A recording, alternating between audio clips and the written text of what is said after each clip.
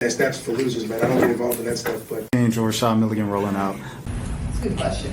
Brandon, we can't ask Rashad questions. Hey, Rashad.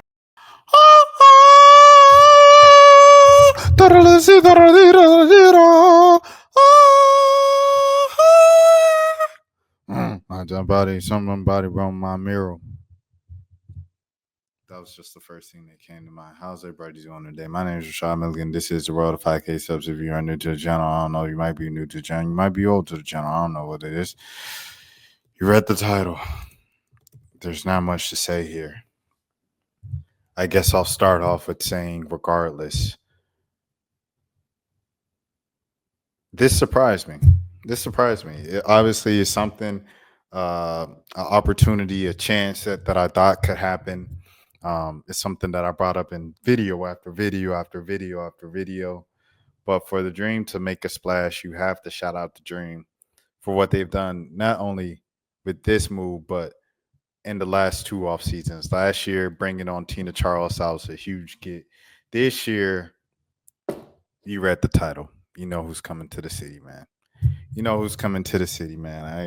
ain't even got to say it, but so big ups to the Dream front office for getting that done. Big ups to the Dream players down there, the trio of players down there in Miami at Unrivaled right now with BG. That's Ryan, Leash, and Jordan Canada. Salute to them and their recruiting efforts as well. Obviously, BG's already in the TikToks and stuff like that. They already have a video together. All of the things. My first initial reaction when I saw it, I was literally shocked that something like that actually happened. I feel like it rarely happens in Atlanta. Maybe with the Braves, it happens a little more often. You know, you think of the Matt Olson deal and then the outfielder that they just got from the Pirates. Maybe it happens with them. Obviously, United kind of swung out the gates when they first came in 2017 and things like that. Put a bunch of money and put the best possible team on the field. A couple years later, they win the MLS Cup.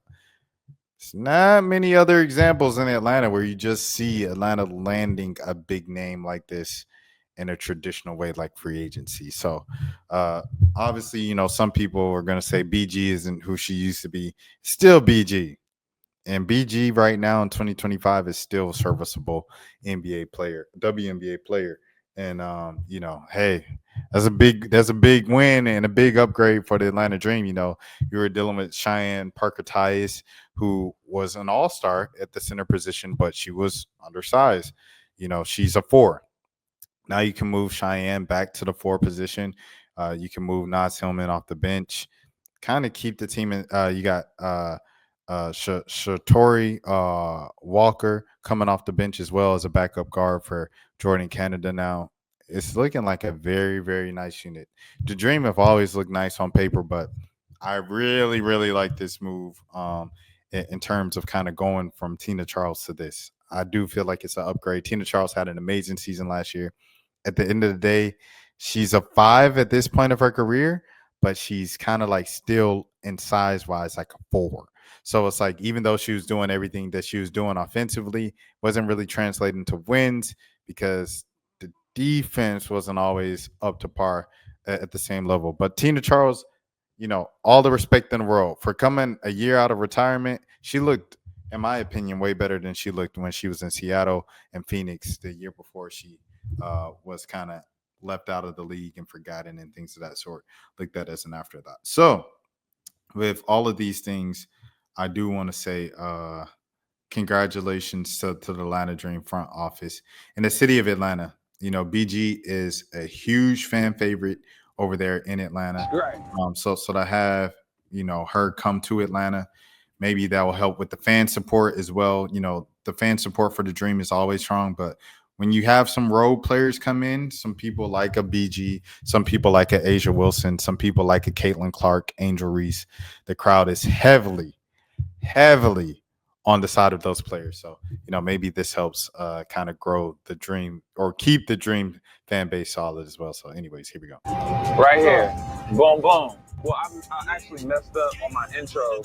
I need to introduce. I was able to find where I wanted to go. And honestly, what led me to that decision. Bro, wait, please don't get me out of here, bro. Rod Wave, please do not get me out of here, bro. I heard it in the background.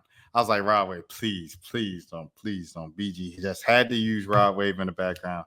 But I think she did that on purpose. She didn't want us to eat. I will have to remember to clip that out when I repost this. Anyways, yeah, man. Big move. First of all, it was surprising to see Brittney Griner leave Phoenix. It just seemed like one of those things where she would have been a lifetime Mercury, something like a Diana Taurasi. Once again, this goes back to Taurasi. There were rumblings about her retiring last a week. They were like, I think she's played her last game in a W. Then Alyssa Thomas, the trade to her going to Phoenix gets announced, and that's a big deal earlier today. And some people are like, I think DT's coming back to win a ring with AT and Kyle Copper and Sophie Cunningham and all of these things, right? And then a few hours later, Brittney Griner's like, I'm not staying. I'm leaving Phoenix for the first time, and I'm going to the ATL. What the heck? It's crazy. But someone called this. Jamila called this. Jamila Johnson called this the first year BG got back from Russia.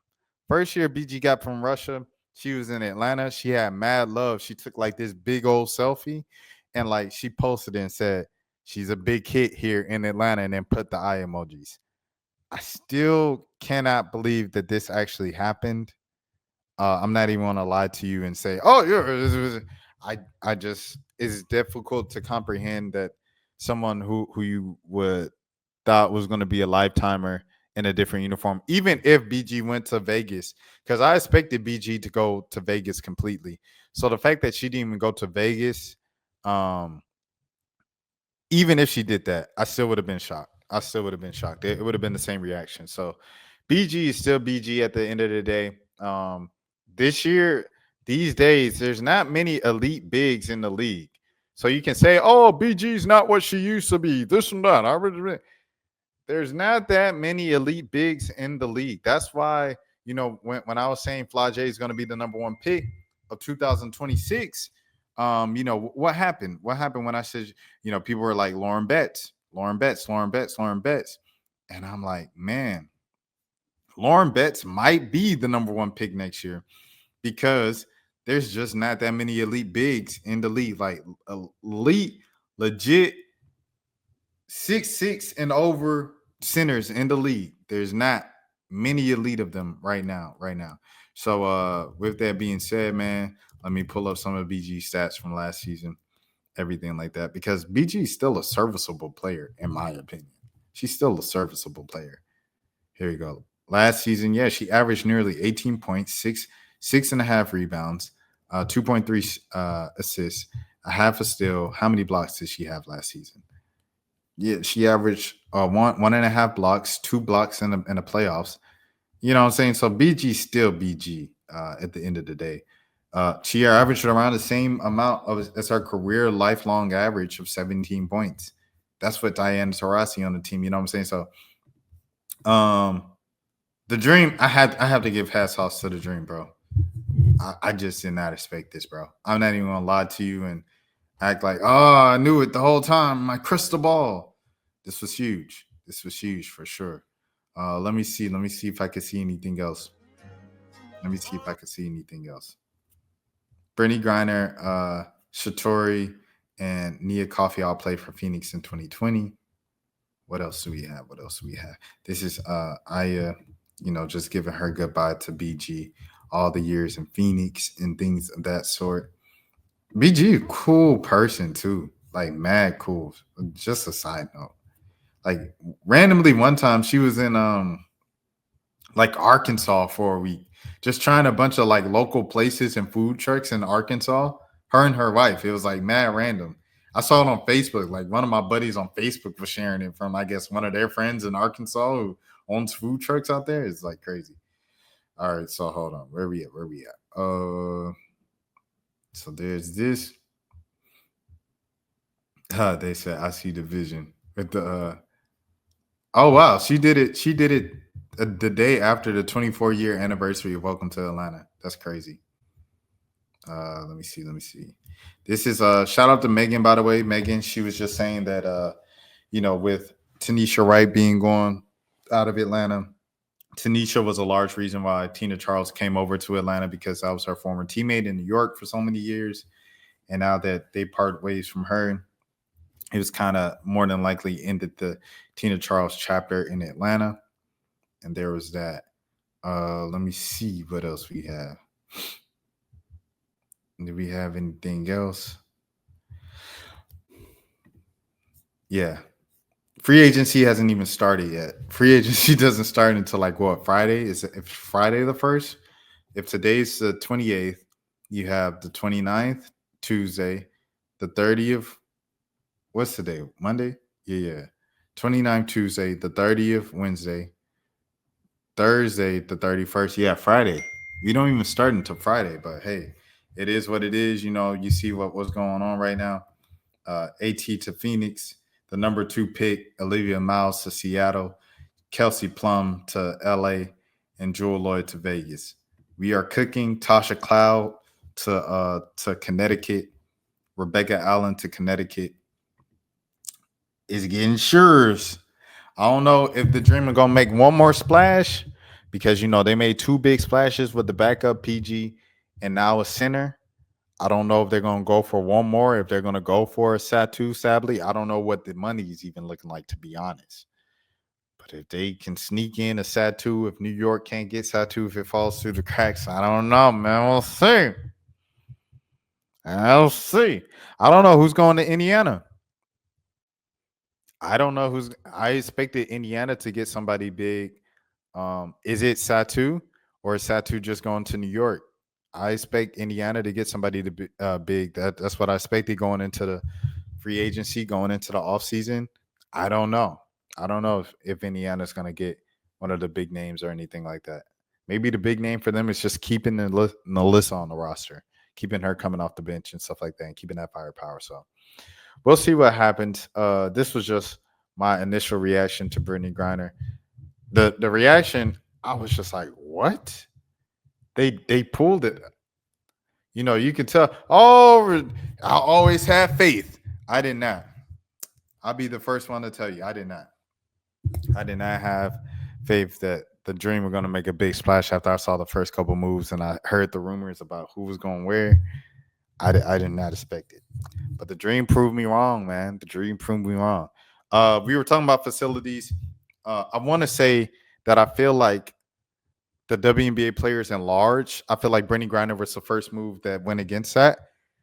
But the WNBA players in large are making a huge statement this offseason, almost like a boycott or a strike of sorts, where it's like we are going to the teams and we are prioritizing the teams where their ownership groups have already placed the franchises as a priority and expediting the process of developing facilities. So having facilities for them and stuff like that. You see the Aces, you see the Mercury. AT, she was complaining about the lack of facilities up in Connecticut after they took the team to the finals and the semifinals for X amount of years in a row. And now she goes to Phoenix where they have facilities. You talk to Jewel Lloyd. Jewel Lloyd is unhappy in Seattle. She wants to go to Vegas where they have facilities. Brittney Griner, before she chose the Dream, was looking at Vegas. And another reason why Candace Parker ended her career in Vegas is because she said, I just want my own locker. Can I have my own locker before I go out? I grinded for so-and-so seasons in the W. Can I just go out with my own locker on a stacked team with nice facilities and nice equipment and things of that sort? You hear Angel Reese talking about the facilities that are on the horizon in Chicago. Facilities are on the horizon in Indiana. Facilities are on the horizon in New York. Facilities are on the horizon in Atlanta, which I exclusively broke on here. But yes, facilities are on the way in those cities.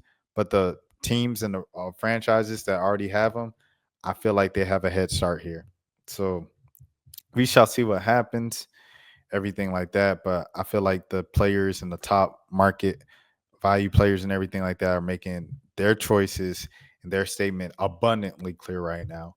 And is another thing, maybe perhaps with Satu, that hey, you want us, you want the top talent. Well, we have the power, we have the leverage, and kind of have to salute Braun for that.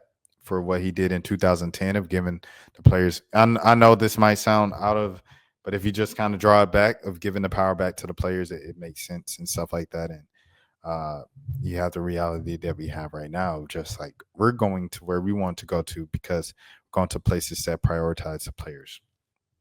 So that's it. That's all I have to say. That is my rumble. That is my ramble. I think the dream keep Nas Hillman. I think the dream keep pretty much everybody else on the roster right now. I don't know about Aerial Powers. I know Aerial Powers. I don't know if she might still be there, but yeah. But yeah, you're talking about this team. They're gonna run. They're gonna get up and down now with the new coach. A lot of threes. So and now you have a big in the middle of it that can spread the floor as well. She can space out as well. She can pick and pop if need be as well. So I think that'll be an interesting fit. And just huge for the city of Atlanta once again with like their fans. They already sold out all the season tickets for the second season in a row.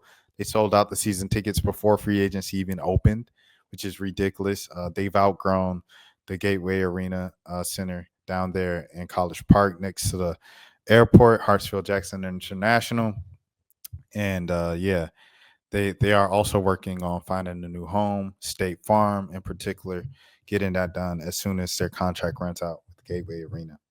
So beautiful things on the horizon for the Atlanta Dream, but the better news is that it's already looking like it's already kind of in motion right now. The Dream have had a good team on paper for the last few years. This time you're adding a bigger name than usual to the fold. Plus, you got a new coach and a whole new style. How's this style going to translate over to the WNBA? Well, the Sparks coach as well, the coach over from Utah, has a similar playing style of the threes, run and gun. I think we're going to see a little bit of different WNBA next season with the playing style. Hopefully, it doesn't go too far NBA because that's one of the things that we like with the W, or at least myself. I still like that it still reminds me of the game of basketball that I grew up watching. And yeah, but we'll see what happens. My name is Rashad Milligan. As always, this is the road to 5K subs if you are new to the channel. Until next time, you all please take care. Oh, yeah. We not tolerating no trolls. If you want to make a troll or a joke about Brittney Griner, we ignoring you. I ain't going to report you to the authorities over an internet comment, but we going to ignore you. And that's going to eat you up even more because you wanted that attention because you didn't get that attention as a child. Now we're really talking, huh? You're a tough guy. Huh? Let me get out of here. All right, peace. That's for losers, man. I don't get involved in that stuff, but. Angel Rashad Milligan rolling out. That's a good question. We can't ask Rashad questions. Hey, Rashad.